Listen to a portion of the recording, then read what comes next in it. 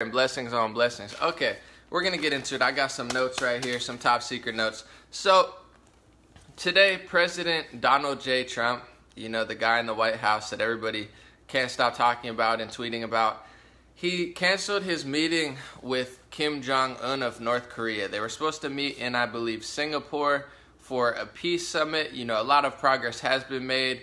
Hostages were released. Relations between North Korea and South Korea are better than they have been in decades.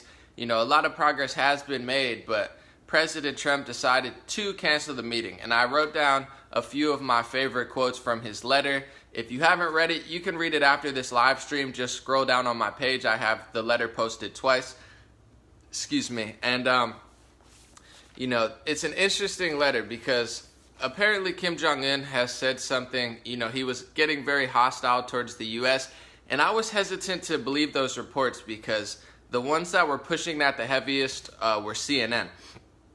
And if you haven't noticed yet, if you live under a rock, or if you do live under a rock like Patrick Star from SpongeBob, I apologize for offending you because it's okay to live under a rock, but, it's an old saying. If you don't know what's going on, CNN, they really don't like President Trump, and they've really been pushing for him not to get along with Kim Jong-un. I hate to say it, but it seems like people like CNN and people in that space, they're more concerned with opposing Trump and resisting Trump than they are with world peace. It's almost like they're praying for his downfall. So the last 2 weeks, they've been pushing this narrative of Kim Jong-un said something bad about Trump, and it really seemed like they were trying to split apart this meeting. So I was hoping it didn't have an effect, but President Trump has his own intel. So here's a few of my favorite quotes from the letter, because the letter is very iconic. Like I said, you could read it below. I'm going to read the best quotes from it. It really feels like we're in the middle of a movie, and President Trump is just etching out this epic letter that's filled with low-key threats and also a lot of love. He really seems like a mob boss, and the way this letter was written was like a mob boss. It was just don't make me do this, Kim. I love you, baby. I want peace, but don't make me pull the trigger on. It's some really crazy stuff. I feel like we're living in the Matrix. So, President Trump, in the letter, this is a direct quote. He said the reason for him canceling the meeting is based on tremendous anger and open hostility displayed in your most recent statement. So that's why he canceled the meeting. If anybody wonders why, CNN, MSNBC, New York Times, Washington Post, they're going to be like, oh my goodness, President Trump hates Asian people. I'm sure they're going to make up some whole other narrative. So this is directly from the source. If you want to know why President Trump canceled the meeting before you hear every single spin under the sun, Vice says that the neo-Nazi white supremacists have pressured Trump to cancel the meeting. You're like, what the heck? How did the neo-Nazis get back into this? But based on the letter, it said, based on tremendous anger and open hostility displayed in your most recent statement. So that's officially from the source why he canceled the meeting. Anything else is just projection.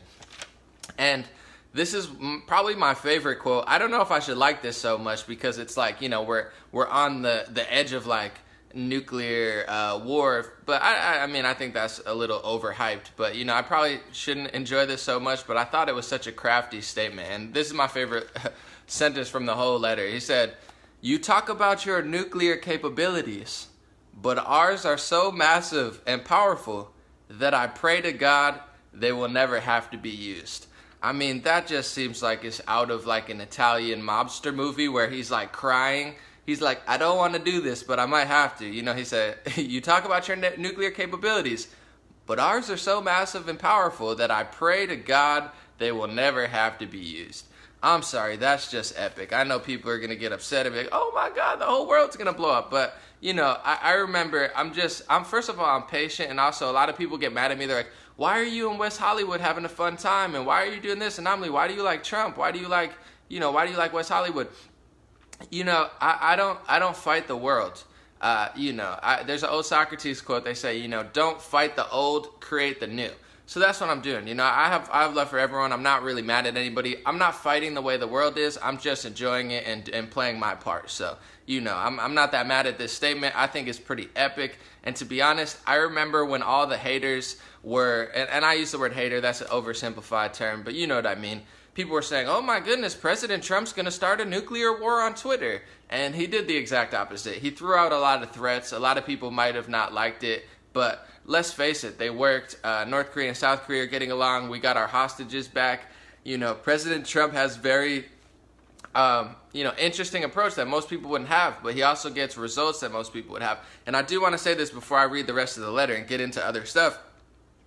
What you have to understand about the world and the United States is the United States is very powerful because we have a very large military. I wish the world was all meatballs and cotton candy, and I wish that's the way that like foreign policy worked, that we all just sat at the table and maybe hit a bong or something and did it like that. If the world was that way, I'm sure it would be great, but it's just not. The United States is powerful not only because we have a big economy, but mostly because we have a very, very large military and a huge military presence. And as the world goes on, China's economy is looking to overcome ours if it hasn't already. We're not always going to have this financial domination over the world. So that's what we've prayed on a lot of times. We might only have our military in the next 10 years. And I know it sounds good in people's heads to say, I wouldn't say that, I wouldn't do that, I wouldn't say, but, you're allowed to even have that opinion because you live in the United States of America and you're protected by, people who are doing stuff like this. So it's easy to sit on the sidelines and have an opinion whether you're conservative or liberal, but in a world where our economy and our economic power is being overtaken by China and other countries, all we really have is our military. So we need a strong leader. I'm not saying they have to say stuff like this, all the time, but we need somebody that's strong. It's not afraid to throw our weight around. They say President Trump, the art of the deal. That's how you get a deal. You have to use what you got, and that is unfortunately what we have in the United States. We have a huge military. So it seems like with that statement, you talk about your nuclear capabilities. Ours are so massive and powerful that I pray to God they never have to be used. He's using what he has. I mean, that people are going to get mad, and I doubt anything's really going to happen from this. Another quote from the letter, he says, "Someday I look forward to meeting you. Thank you for the release of the hostages who are now home with their families. That was a beautiful gesture and very much appreciated." So this letter was not all threats. There was a lot of kindness. And he also, capped it off and said, if you change your mind having to do with this most important summit, don't hesitate to call me or write. It sounds almost like an estranged girlfriend. Don't hesitate to call me if things change, baby girl. It's a very interesting, weird relationship with, Kim Jong-un. Donald Trump and Kim Jong-un, they're like the odd couple. They're like stepbrothers or something. But overall, I'm not going to freak out about this letter. A lot of people, the conservatives, are probably going to say, oh, this is great, this is strong. The liberals and progressives are going to freak out and say, oh my God, he's trying to start a nuclear holocaust. I'm pretty much, I'm going to have to say I'm with the Trump supporting crowd on this one. And in general, I support him for this reason because I'm very kind and loving and stuff. And I have that in common with liberals, but I'm also very common sense driven. I know how the world works, and I've seen things that I thought might not be a good idea. They've worked out. President Trump is really good at throwing the United States weight around to get deals. And that's what we have. I mean, we had a president like, to compare it to Obama, he did an Iran deal where he gave, $1 billion and unfroze tens of billions of dollars of assets of Iran's money given to them. But, did it mean that they were working with us? I don't think so. I think they're still working against us. So it's like he made a deal that gave them money and gave them access to the money that they already had, but they were working against us. So President Trump's the type, people might say, oh, he's canceling the summit. See, I told you. The haters are going to say, I told you, he's not about peace. He doesn't want to do this stuff.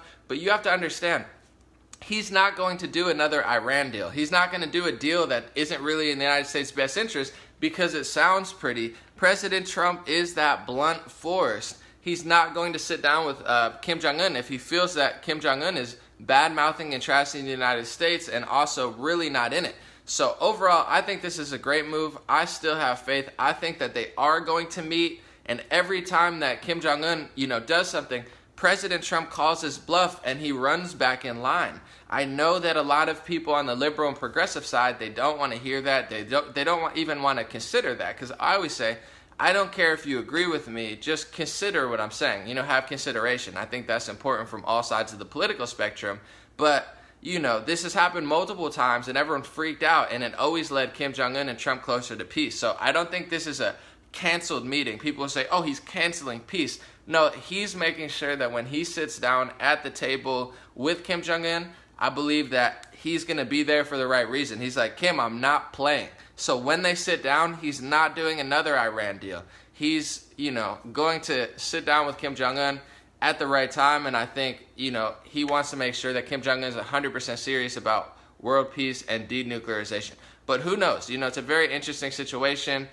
China seems to have North Korea's back, and I think he's just really feeling it out. And I know that anything is possible. We'll see what happens, but, that is the type of person that he is. He throws the United States weight around. He throws little threats here and there. And I do want to say on this note, he hasn't been called on his bluff, and I think he's, showing a lot of stuff about Russia and China.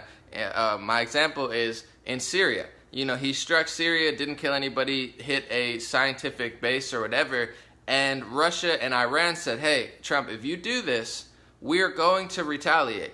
And he did it. And I'm not saying I agree with it. I spoke out against it. A lot of people got upset. I said, I don't personally agree with it, but we'll see what happens. I'm glad no one died.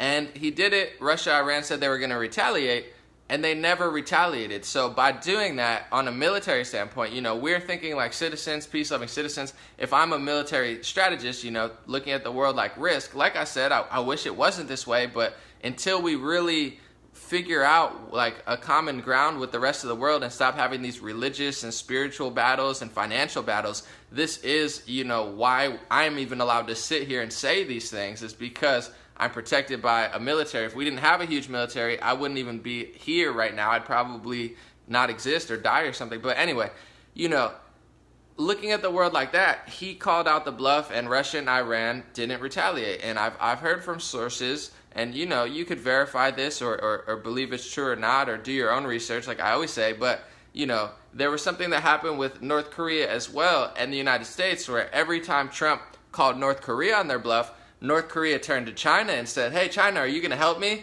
And China said, whoa, whoa, whoa, like, you're on your own, buddy. So, a lot of people might not like this, but President Trump has, really extended the United States military power and called Iran and Russia on a bluff that they never really acted on. And I'm not saying to keep pushing them, because I don't want to start a war with Iran or Russia. But, he's nudging his way in. He also has done that with North Korea. So every time he does stuff like this, and North Korea's like, China, and then China's like, yo, you got to handle this on yourself, that's kind of a W for the United States. So overall, I think it was a very intelligently crafted article. It was definitely very Trumpy, a lot of like Trumpy words in it, and a lot of people aren't going to like it. It's going to be the same story as always. The people who love Trump are probably going to appreciate it. The people who hate Trump aren't. But I personally, I don't think this is the end to peace talks. He very, clearly stated he still wants to sit down. He still wants to talk. He wants world peace. He just wants to make sure Kim Jong-un's really about it. So if Kim Jong-un is mouthing off and saying all these negative things, like acting like he's not going to really do it, then, it's not going to work out. So, and overall, I do want to say, before I move on to the Elon Musk stuff, I want to say, I really hope that Kim Jong-un really said that stuff and he really was hostile, because I do know President Trump's not just working against North Korea or against, the rest of the world, or whatever however you want to spin it. He's working against CNN and MSNBC and the New York Times and the Washington Post, where I'm not saying like they're doing counter-journalism, and I'm going to get into this with the Elon Musk more about the media, but they're working against him. They don't want world peace. They want President Trump to fail more than they want world peace. So I do want to say to President Trump, be very careful what sources that you're reading. I know, he's got, I don't want to say a high ego, but, he's a very confident, very cocky type guy where he's headstrong and, always trying to push forward. I'm making sure that CNN and New York Times and Washington Post, they want to cancel this peace meeting so bad. So I hope President Trump is listening to his sources that he trusts and people that he knows, rather than CNN and letting them divide them, because that's what they're trying to do. They've been doing it for weeks upon months, just trying to push the narrative of Kim Jong-un doesn't want to meet with Trump, doesn't want to meet with Trump, doesn't want to meet with Trump. I hope that's not the reason that he canceled the meeting. I hope that it's a better reason, that he can renegotiate and sit back down at the table, and I still have faith. But got to keep an eye on CNN, because it's like their main goal is to like not have them meet. I mean, it's really pathetic. It's like 24/7 coverage trying to convince the whole world that Trump and Kim Jong-un are never going to get along. And on that note, I do want to say that the new, what's his name? I forget the title, but the person who goes around the world, Mike Pompeo, he took over Rex Tillerson's Secretary of State. The new Secretary of State, who is the ex-CIA director, Mike Pompeo, took a trip to North Korea. So also the news probably won't report on this, but we're speaking to North Korea. I mean, President Trump knows what's going on. Mike Pompeo spoke to them. It's not like this is the end of it. This is the end of peace treaties. We have no idea what North Korea is doing. He just left North Korea a month ago, or within the last month, and the news was freaking out about it. To me, that's a good sign. The news was like, oh my goodness, Mike Pompeo was in North Korea? We didn't even know he was there. It's like they want to keep tabs on President Trump. They want to keep tabs on Mike Pompeo. They think that they're the overlords of the country. You know, that's why people say deep state. And they're like, oh no, it's a conspiracy. It's not a conspiracy. These news outlets, and there's people, you know, in high-level positions who think that they're the president. They want to control everything. So they were super upset that Mike Pompeo took a trip to North Korea that they didn't know about. Me personally, that's a good sign. So overall, I want to say we're speaking to North Korea. We know what's going on. We have our Secretary of State doing business with there. President Trump, he's just playing the art of the deal. He's throwing his weight around a little bit. People freaked out when he did this on Twitter. They said the world's going to explode, and it didn't. We got hostages back. North Korea met with South Korea, and, you know, the fake lie is what we've gone by a while. We've had little cute words and little fake things and little deals that didn't work. President Trump's hard-nosed. He's strong. I mean, he loves the military. A lot of people won't like it. I'm personally a very peace-loving person. I don't want to see war more than anybody, but I do have a concept of the world, and I know that this is the art of the deal. He's making moves, he's making plays, and he's gonna sit down with Kim Jong-un eventually. I know it's gonna work. He's gonna get world peace. It's got to be on his terms, though. He's not doing another Iran deal. So that's my take on it. Let me know yours. You know, like I said, I don't know the truth. I don't know exactly what's going on, but I wouldn't freak out. I've seen people freak out 30 times already, and everything has led to more progress between North Korea, South Korea, and the United States. That's how I feel. On to the next story.